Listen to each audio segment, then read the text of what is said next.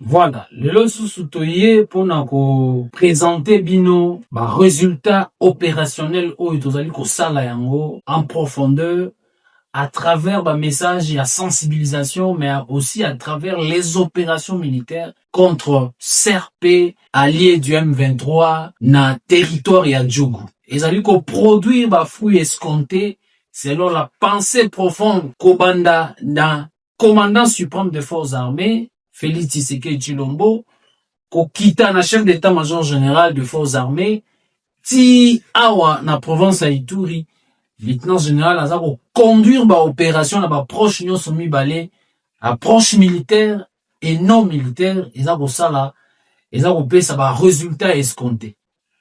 Na koloba mingi te, bolanda nanu image moko cérémonie oyo ezalaki présidé lelo par le commandant des opérations, le lieutenant général Luboya Nkasha Madjoni, oyo baye ko zo ba donc cérémonie ya ba se rendre armes et munitions. Qui sont-ils? Boland. Nous vous avions dit que c'est une bande d'aventuriers, une bande de criminels et d'aventuriers. Voilà ces jeunes garçons. Si nous les avions trouvés sur le théâtre des opérations, nous allions tous les neutraliser. Sans pitié. Tous. Mais ils ont la chance parce qu'aujourd'hui, ils sont devant nous. Ils sont devant nous parce qu'ils sont aussi courageux. Non seulement ils se sont rendus, mais aussi ils ont amené les armes qui leur ont été dotées par ces criminels. Et vous pouvez voir, vous pouvez observer les armes qui sont là-bas. Donc je demande encore à cette jeunesse, qui est à Nyamamba, qui est à Boa, qui est à Di, qui est à Djo, de se rendre, de faire comme leurs amis. Vous avez essayé d'attaquer Nyamamba, Chomia, Kassé, avec un pseudo général qu'on appelle Lobo, un déserteur de l'armée. Et vous avez eu la réponse. Maintenant, vous êtes là en train de divaguer. Vous êtes dispersés. Revenez vers nous pour qu'on vous rentre à la maison. Votre place, c'est pas en brousse. La brousse, là, la forêt, là, c'est pour les animaux. Revenez. Ça, c'est un échantillon que nous avons ici. Wana bouti kolanda lieutenant général Luboya Nkasha Madjoni. Tala bana wana nde bomoni bango wana, bango nde bazobundisa l'État.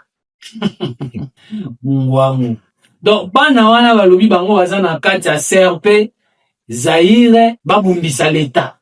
Et le gouverneur alobi, ils ont eu la chance. Bazaba bien aimé. Parce que si tokutaki bango kuna na zamba dans les opérations, est-ce que banga bazana bomoi, banga bazana neutralisé. Ils ont eu la chance et le courage de se rendre aux forces armées de la République démocratique du Congo. Ils se sont rendus avec armes et munitions.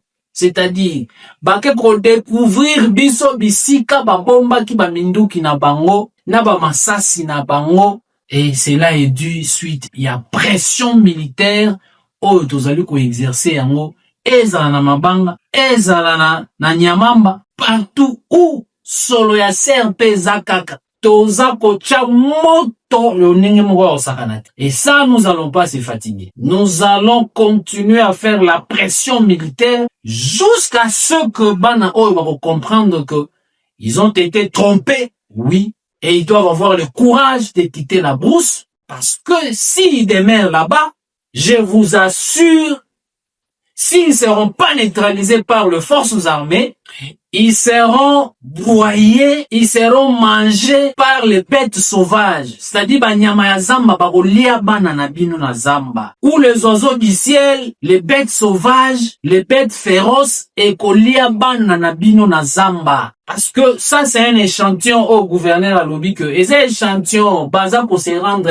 tous les jours. Eza na Nyamamba, na café, na kaseni, baza pour se rendre tous les jours. Rendez-vous et ayez la vie sauve. Toza boye bisabino. Il n'y a pas d'ici, papa, mbalo ici exalté. Njia pana, utatokea wapi? Utakimbia wapi? Utakufa kule na kupori. Kama unapendaka maisha yako, rudie. Zonga ozwa vi, okota nzela ya malembe ozongela mboka. Mais soki o demeurer, le fait de demeurer dans la brousse, le fait de résister, le fait d'endurcir votre cœur, nous aussi, nous allons appuyer sur l'accélérateur. Nous allons continuer à vous frapper matin, midi, soir, jusqu'à ce que vous allez comprendre que on ne combat jamais la République gagne toujours des places de Komiango. Alors, tout ça, les gouverneurs à Outuboyebi Sabino, Batu nyonso baza ko contribuer na sensibilisation, félicitations na bino.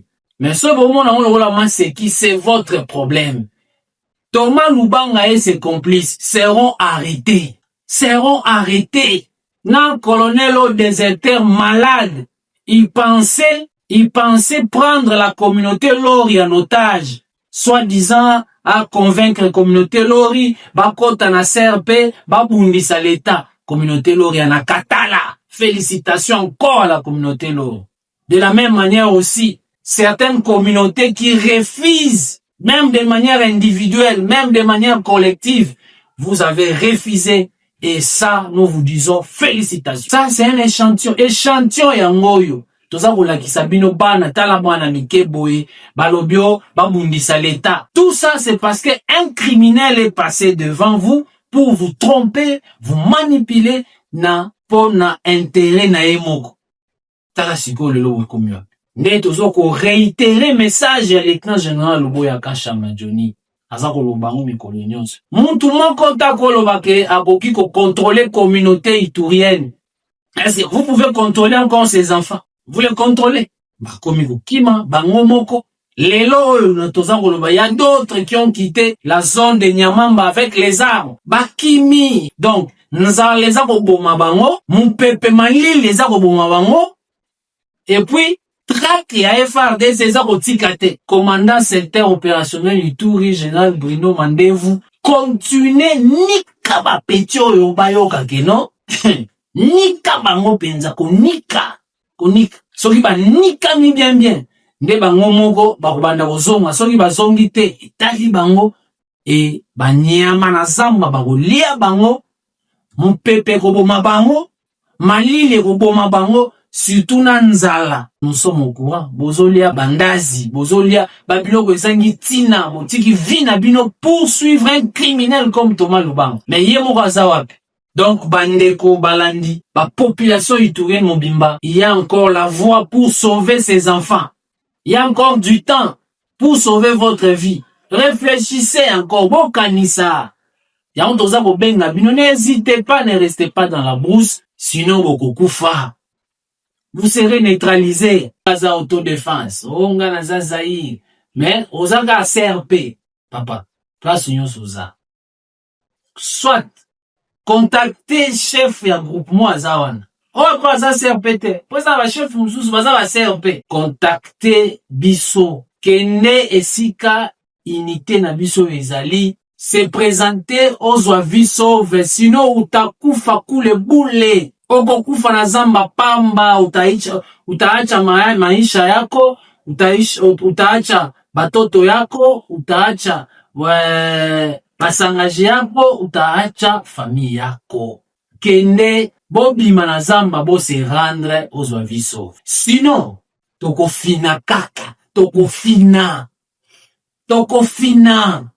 Tana nenge bokomi boza ba déprimer. Vous n'avez ni force et loko ezate, loko akoli ezate. Revenez à la raison.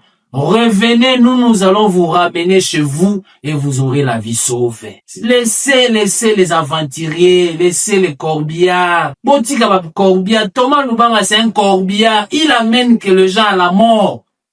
C'est un corbillard. Appelez-nous 081 78 73 78 9 et nous allons vous